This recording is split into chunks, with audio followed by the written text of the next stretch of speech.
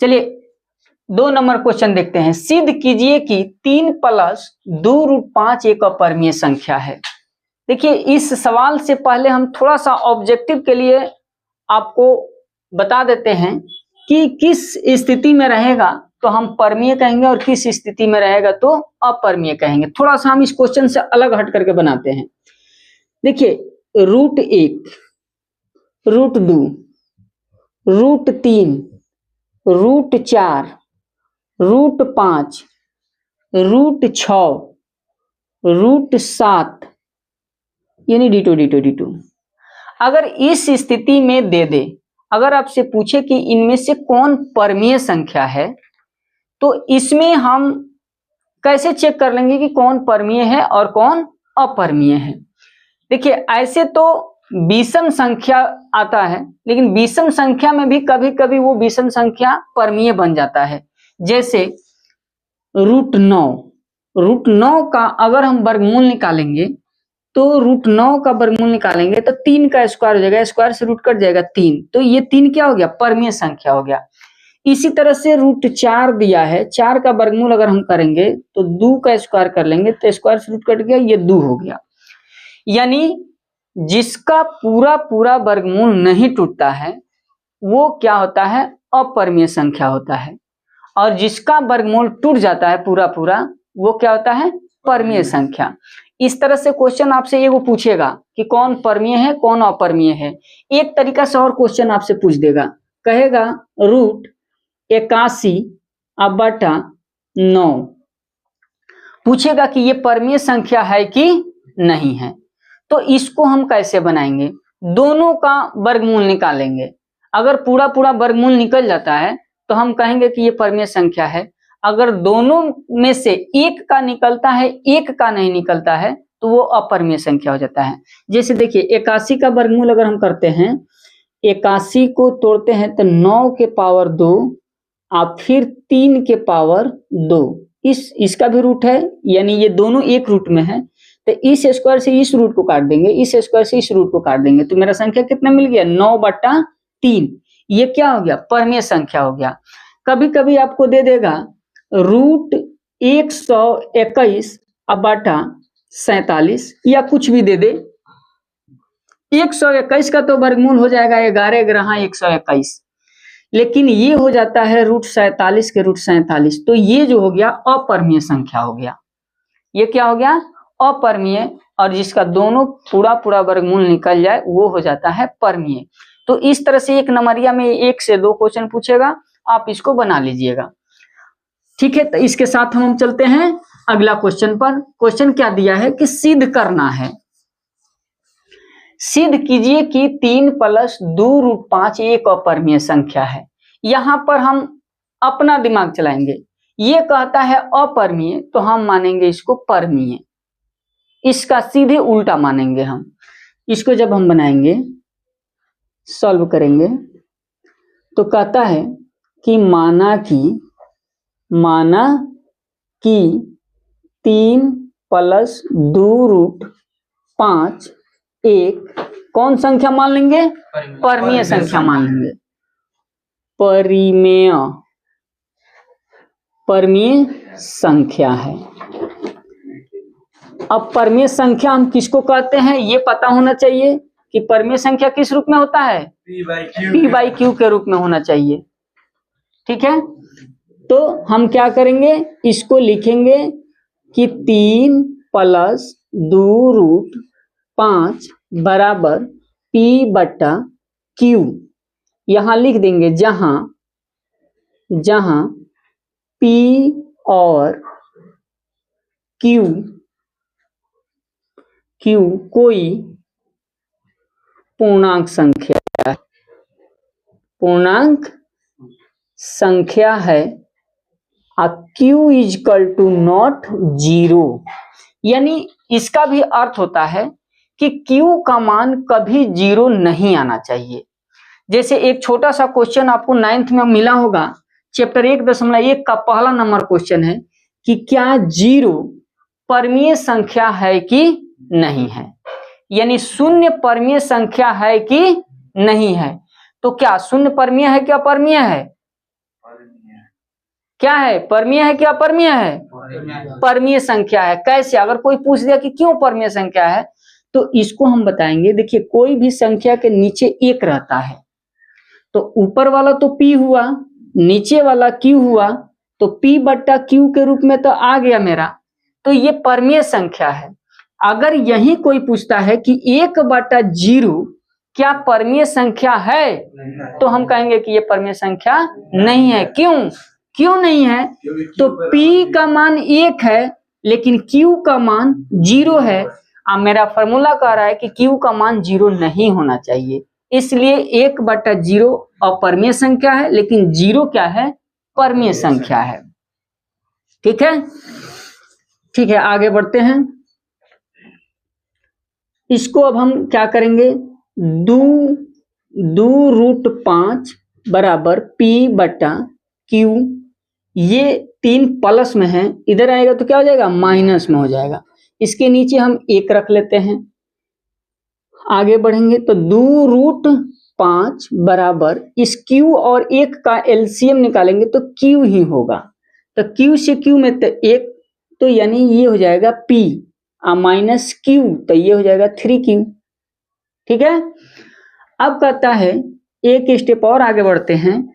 ये 2 जो है गुना के साथ है, तो गुना वाला इधर आएगा तो क्या बन जाएगा, भागा बन जाता है। तो √5 बराबर p माइनस 3q बटा 2 गुने q। इसको आगे बढ़ेंगे तो √5 बराबर p माइनस 3q बटा 2q हो जाएगा। यहीं पर हम इसको रोक देंगे। अब इसमें कुछ भाषा लिखना होता है, कोई सर पढ़ाएंगे तो बताएंगे कि विरोधाभास है, कोई लिखा देते हैं उल्टा है, कोई हमारे मान्यता के विरोध आता है, सब चीज एक ही है, कोई एक उसमें से लिखना है। लिखेंगे अतः 3 + 2√5 एक अपरमीय संख्या है, परमीय संख्या है क्योंकि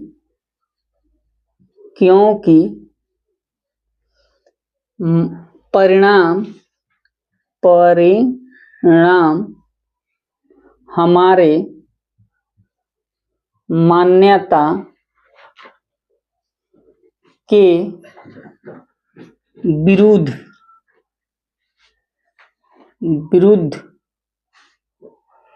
आ रहा है। चलिए 3 नंबर में हम देखते हैं क्वेश्चन।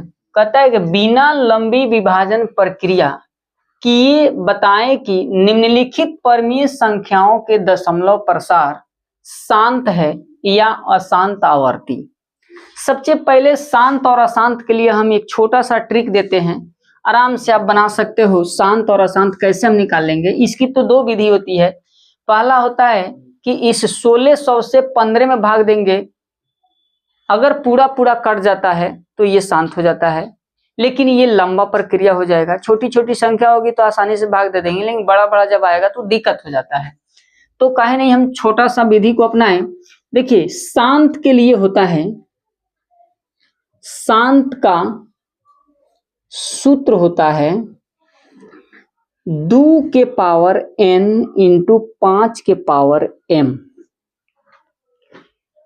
यानी इसका अर्थ होता है कि जो नीचे वाला संख्या दिया है इसको अभाज्य गुणनखंड तोड़ने पर अगर इसका स्वरूप 2 के पावर n और 5 के पावर n के रूप में आता है तो ये संख्याएं शांत हो जाती है। अगर इस 2 और 5 के अलावा दूसरी कोई संख्या इसमें आ जाती है तो ये क्या हो जाती है, अशांत हो जाती है। तो ऊपर से हमको कोई मतलब नहीं है, ऊपर क्या दिया है उसको हम नहीं देखेंगे कि ऊपर क्या चीज है, ऊपर से हमको कुछ नहीं लेने देना है, बस नीचे हम देखेंगे, यानी हर वाले से हम काम करेंगे, हर में देखेंगे। तो देखिए इसको अलग हम तोड़ के दिखा देते हैं। नीचे 1600 दिया है, 1600 को तोड़ेंगे हम 2 से तो 800 हो जाएगा, 2 से तोड़ेंगे 400 हो जाएगा, 2 से तोड़ेंगे 200 हो जाएगा, 2 से तोड़ेंगे 100 हो जाएगा, 2 से तुरेंगे 50 हो जाएगा, 2 से तुरेंगे 25 हो जाएगा, अब 5 से तुरेंगे 25 हो जाएगा। यानी इसको हम अभाज्य गुणनखंड के रूप में पहले तोड़ेंगे और तोड़ करके तब देखेंगे। 1 नंबर को हम सॉल्व करके दिखा देते हैं, आप आसानी से बना लोगे सारी की सारी क्वेश्चन। 15/1600 है, इस 1600 15 को हम ऊपर वैसे ही रखेंगे। 1600 को तोड़े हैं तो 2 कितना आया है, 1 2 3 4 5 6 बार 2 आया है, यानी 2 के पावर 6 इंटू 5 के पावर 2 आया है। सूत्र क्या कहता है कि 2 के पावर n और 5 के पावर m होना चाहिए। n और m कहने का मतलब क्या है कि 2 कितना बार आया है, जो बार आया है वही उसका पावर होता है, यानी n होता है, और 5 कितना बार आया है उसकी जो पावर है वही उसका m होता है। ये n और m बदलते रहता है, जितना अधिक आएगा संख्या उतना ही उसका पावर बढ़ते घटते रहता है। तो इसको हम क्या लिख देंगे, ये शांत है। इसी तरह से हम इस 2 नंबर को भी बना के देख लेंगे। 2 नंबर में जो दिया है 29/343 दिया है। 29 से तो कोई मतलब नहीं है, 343 को हम तोड़ेंगे तो ये 7 7 7, यानी 7 7 49, 49 7 कितना होता है 343 होता है। तो इसकी 29/7 के पावर 3, सूत्र मेरा क्या कह रहा है, 2 के पावर n और 5 के पावर n, इसमें से दोनों में से कोई नहीं है, इसलिए वो क्या हो गया, अशांत हो गया। ये हो गया अशांत। अशांत। अब देखो ना, अब इसको तो बिगर बनाए हुए आप देख करके बता सकते हो कि हाँ ये शांत है कि अशांत है। मेरा सूत्र में 2 ही चीज मांग रहा है, इसमें 7 एगो आ गया एक्स्ट्रा, तो ये तो ऑलरेडी दिख रहा है कि अशांत है। यानी 2 और 5 को छोड़कर बाकी कोई संख्या इसके साथ आ जाए तो हम बिना पूछे उसको कहेंगे कि अशांत है। तो ये क्या हो जाएगा 3 नंबर, ये ऑलरेडी अशांत हो जाएगा, अशांत। बिना समय गंवाते हुए हम फिर 4 नंबर क्वेश्चन पर पहुंचते हैं। बहुपद x के पावर 2 - 3 के शून्यक ज्ञात कीजिए और शून्यकों तथा गुणांकों के बीच संबंध की सत्यता की जांच कीजिए। देखिए ये बहुत ही इंपॉर्टेंट क्वेश्चन है, इस क्वेश्चन को 10 बार पढ़ना। हो सकता है कि इस 3 की जगह पर 9 आ जाए, 11 आ जाए, 12 आ जाए, 13 आ जाए, जो भी आए, लेकिन इस तरह से क्वेश्चन हर बार परीक्षा में पूछता है। बनाना बिल्कुल आसान है। जब इसको हम सॉल्व करेंगे तो बहुपद कितना दिया है, बहुपद दिया है, बहुपद दिया है x के, इसमें हमको ज्ञात करना है, पहले क्या ज्ञात करना है, शून्यक। सबसे पहले एक चीज बताओ, ये कौन सा बहुपद है, द्विघात बहुपद है। कैसे हम पहचान लिए कि द्विघात बहुपद है, जिसका पावर 2 हो वो द्विघात होता है, जिसका पावर 3 हो वो त्रिघात होता है, और जिसका पावर 1 हो वो रैखिक बहुपद होता है। तो ये क्या है,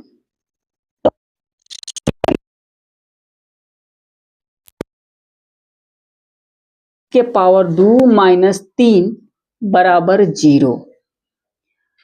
आगे बढ़ेंगे, x के पावर 2 बराबर, माइनस में है तो इधर आ जाएगा तो 3, प्लस में हो जाएगा। अब यहाँ स्क्वायर जैसे हम लोग बराबर की साइड करते हैं तो स्क्वायर क्या बन जाता है, रूट बन जाता है। तो ये x बराबर हो जाएगा रूट के अंदर 3। रूट में जो भी मान होता है वो प्लस और माइनस दोनों होता है, तो इसको हम आगे लिख देते हैं प्लस माइनस √3, यानी ये हो जाएगा अल्फा बराबर √3 और बीटा बराबर हो जाएगा -√3। और a बराबर कितना दिया है, a बराबर दिया है 1, b बराबर कितना दिया है 0, और c बराबर कितना दिया है -3। बहुपद से देखेंगे द्विघात बहुपद का फॉर्मूला यही ना होता है, A X square plus B X plus C. तो इसमें बी एक्स है ये नहीं है, सिर्फ ए दिया है और सी दिया है, तो बी का मान कितना हो जाएगा, 0 हो जाएगा। तो यहां हम दोनों का मान लिख लिए। अब कहता है शून्यक तो ज्ञात कर लिए, दो शून्यक हमारा आ गया, एक √3 और एक -√3। अब कहता है शून्यकों तथा गुणांकों के बीच संबंध की सत्यता की जांच करना है। यहां लिखेंगे जांच, जांच शून्यकों का योग, योग का सूत्र होता है अल्फा प्लस बीटा बराबर -b/a